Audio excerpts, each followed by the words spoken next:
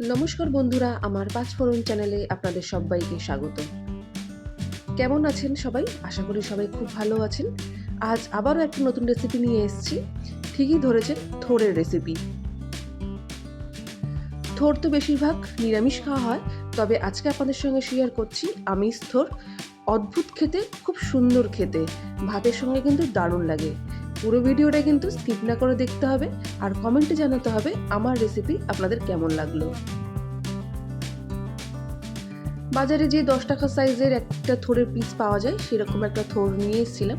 থোরটাকে ভালো করে ছাড়িয়ে নিতে হবে, ছাড়িয়ে ধুয়ে নিতে হবে। ধুয়ে তারপর থোরটাকে এরমভাবে চাকতি চাকতি করে গোল গোল করে কাটতে হবে।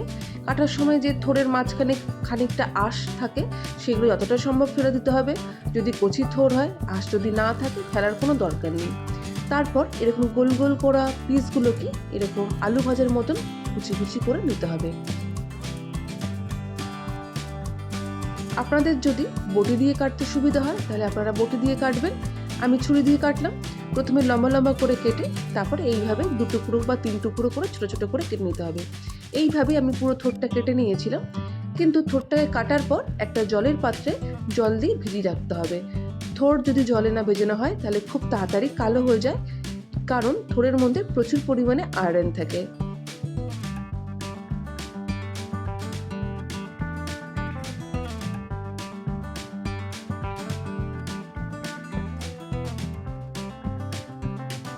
থোর কাটতে একটু হাত সাবধান, কারণ থোরটা একটু শক্ত প্রকৃতির হয়, তাই খুব সাবধানে থোরটা কেটে নেবেন। এবং আমি জলে ভিজিয়ে রেখেছিলাম, দেখতেই পাচ্ছেন অলরেডি জলটা লালচে হয়ে গেছে। এরপর এর মধ্যে দিয়ে দিলাম হাফ চামচ মতন নুন।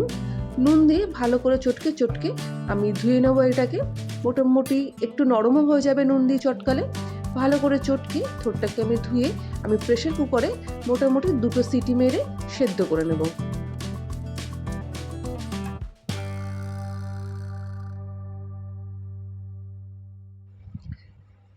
দেখতেই পেলেন আমার থোরটাকে ধোয়া হয়ে গেছে।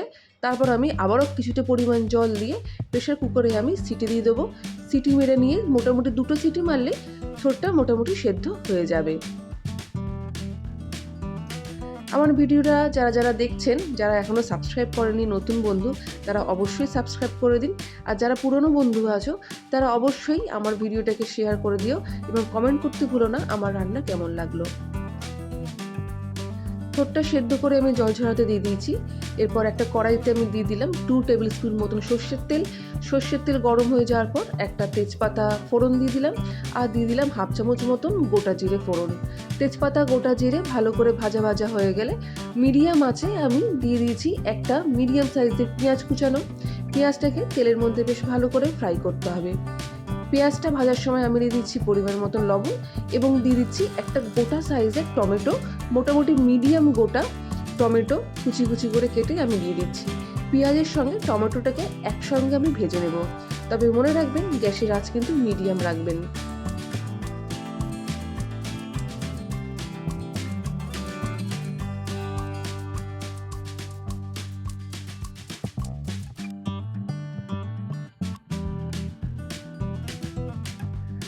টমেটোটা কিছুটা নরম হয়ে এসছে, দেখতেই পাচ্ছেন। এই সময় আমি দিয়ে দিলাম কাঁচা লঙ্কা। কাঁচা লঙ্কা আমি 3-4টে কাঁচা লঙ্কা আমি মাঝখান থেকে চিড়ে দিয়ে দিয়েছিলাম। আর দিয়ে দিলাম 1 চামচ মতন আদা বাটা। কাঁচা লঙ্কা আর আদা বাটাটা দিয়েও টমেটোটা আর পেঁয়াজটাকে আবারও কিছুক্ষণ ভাজতে হবে।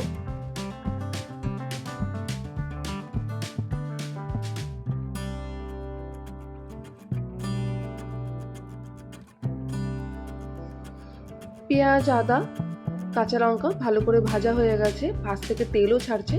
এই সময় দিয়ে দেবো আরও কিছু মশলা। দিয়ে দিলাম আমি 1 চামচ মতন জিরে গুঁড়ো, পরিমাণ মতন হলুদ। জিরে গুঁড়ো হলুদ দিয়ে মশলাটা ভালো করে ভেজে নেব। এই সময় গ্যাসটা কিন্তু মিডিয়াম থেকে লো করে দিতে হবে, না হলে জিরের গুঁড়োটা কিন্তু পুড়ে যাবে, তাহলে কিন্তু খেতে একদম ভালো লাগবে না। তাই লো আছেই জিরের গুঁড়োটা মশলাটার সাথে ভালো করে ভেজে নিতে হবে। মশলাটা ভালো করে ভাজা হয়ে গেছে। আগে থেকে যে থোর আমি সেদ্ধ করে রেখেছিলাম সেই পুরো থোরটা দিয়ে দিলাম। থোরটাও বেশ ভালো করে মশলার সাথে কিন্তু ভেজে নিতে হবে, একটু ধৈর্য ধরে ভাজতে হবে, দেখতেই পাচ্ছেন যে আস্তে আস্তে থোড়ের রঙটাও পরিবর্তন হচ্ছে। মিডিয়াম আছে মশলার সাথে থোড়টা খুব ভালো করে ভাজবো, একটু সময় লাগবে, মোটামুটি 5-7 মিনিট মতন থোড়টা ভেজে নিচ্ছি। 5-7 মিনিট মতন থোড়টা ভালো করে মশলার সাথে ভেজে নেওয়ার পর আমি ঢাকা চাপা দিয়ে রেখে দেবো 5 থেকে 7 মিনিট আরও, কারণ যতটুকুনি যদি সেদ্ধ হওয়া কম থাকে তাহলে বাকি থোড়টাও মশলার সাথে বেশ ভালো করে সেদ্ধ হয়ে যাবে। তবে ঢাকা চাপা দেওয়ার আগে একটু লবণটা টেস্ট করে নিলাম, লবণটা একটু কম লাগলো, তাই আমি আবারও পরিমাণ মতো লবণ দিয়ে দিলাম, আর দিয়ে দিলাম 1/2 চামচ মতন চিনি। চিনি দিলে এর টেস্টটা আরও বেশি ভালো আসবে, যেহেতু টমেটোও দিয়েছি তাই চিনিটা তো দিতেই লাগবে। চিনি দিলাম আমি 1/2 চামচ মতন, লবণ আর চিনি দিয়ে ভালো করে থোড়টার সঙ্গে ভেজে নিলাম। ভেজে ঢাকা চাপা দিয়ে রেখে দেবো 5 থেকে 7 মিনিট। ঘড়ি ধরে মোটামুটি 7 মিনিট পর আমি খুললাম। খোলার পর দেখতেই পাচ্ছেন থোড়ের রঙটা কত সুন্দর এসছে, সম্পূর্ণভাবে আমার থোড়টা সেদ্ধ হয়ে গেছে, অসাধারণ একটা গন্ধ বেরোচ্ছে। গরম গরম ভাতের সাথে এটা কিন্তু দারুণ লাগবে। আবারও খানিকক্ষণ আমি ভেজে নিচ্ছি, একটু সময় ধরে ভাজবেন, যতটা ভাজা হবে এবং পেঁয়াজ টমেটোর সাথে যত ভালো মশলা ঢুকবে তত কিন্তু আরও খেতে এটা বেশি ভালো হবে।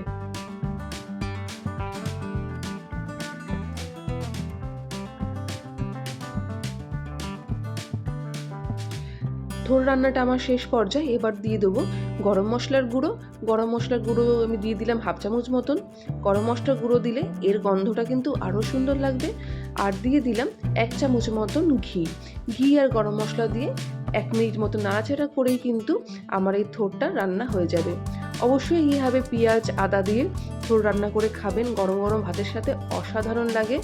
আর যারা অলরেডি করেছেন এরমভাবে তারাও জানাবেন যে আমার রান্নাটা আপনাদের কেমন লাগলো। যারা এখনও সাবস্ক্রাইব করোনি অবশ্যই সাবস্ক্রাইব করো এবং কমেন্ট করতে ভুলো না। আরও নিত্য নতুন রান্না চটজলদি করা যায় এরকম রেসিপি আমার চ্যানেলে আছে, সেগুলো গিয়েও চেক করে নিতে পারো। আবারও দেখা হবে নতুন রেসিপি নিয়ে, ততক্ষণের জন্য টাটা। পুরো ভিডিওটা দেখার জন্য অনেক অনেক ধন্যবাদ।